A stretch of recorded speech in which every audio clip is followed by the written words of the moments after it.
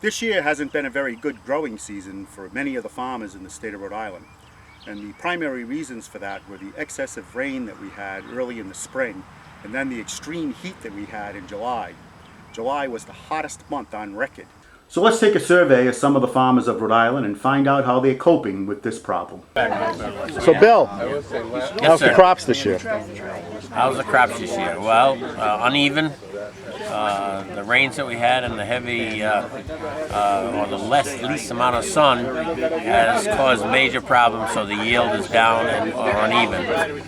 The general public understands it, I think, though, because the supply is short, so they're buying because it's happened to everybody. All of New England has got some problems, and it'll show up now from here on in, the month of August until Labor Day, where all these crops were affected, are going to show up that they got a problem. Hi, Al. How are the crops this year? Not very good, Al. Not very good. No. No? A lot of bugs, the weather, who knows?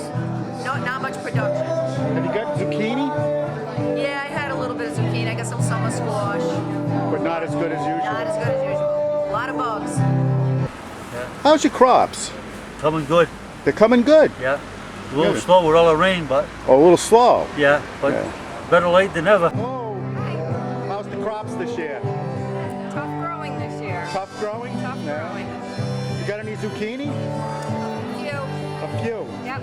Well, when you can't grow zucchini, you know it's a tough Yeah, year, yep. right?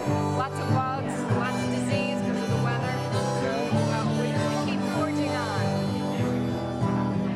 Weather has not cooperated at all. Too wet, too much heat. Too much heat. Not very Not so good. Not so good? That's what everybody's telling me. With the animals getting to my crops. Oh. So we have So the weather hasn't affected you much? yeah, I wouldn't say the weather so much, more so just the animals are getting to my stuff. Oh. So I mean in the beginning we did have, the rain and everything, so that kind of affected a little bit in the beginning, but once we got past that hurdle, everything seemed to pick right up and started growing really well. But then all of a sudden, next thing you know, we had those animals coming in, so yeah, they did a job on our green beans and on our sugar snap beans. So how's the hay crop this year? The crop is good, but the weather is uncooperative. So you cannot dry it and make very good hay, so the quality is lousy. Those had a little struggle earlier. They've come back. They're looking pretty good now. What was the struggle? Too much water. Too much water. Yeah. How about your sweet corn? Sweet corn, same thing. A lot of inconsistencies in maturity, and some drowned outs. We no-tilled it, and we didn't have any ponding. Most of the water's percolated down through the ground like it's supposed to. You're a big fan of no-till, right? Well, I'm a big fan of saving money. And you think it's the no-till that helped this corn through the rain? Oh, definitely. We eliminated compaction. We were able to get on the fields as soon as it stopped raining, got the corn on. But the bigger problem was the ability to spray. And with a no-till, we need to spray before we plant. And we couldn't spray because they kept predicting rain every day. And you need a 4-hour window. And that backed us up. So we got in some of the corn in pretty late, it still looks good, but we're awful late. Here's a gap on my farm. This is supposed to be pumpkins, but for some reason they didn't come up.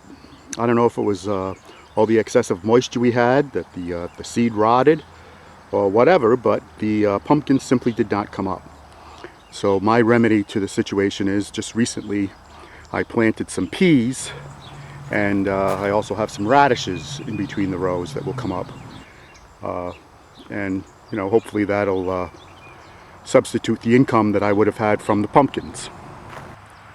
Also, a lot of farmers have been experiencing problems with birds.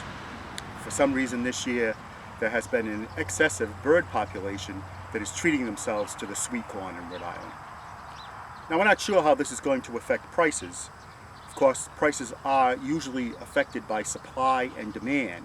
So if there is not as much supply and the demand is still there, you may see prices go up a little bit. But it is always the marketplace that determines what the price is. It doesn't matter how much it costs the farmer to produce a crop. He does not base his price on how much it costs to produce the crop. He bases his price on what he can get in the market. So, like I say, it remains to be seen as to whether or not prices will be affected by this shortage of some crops.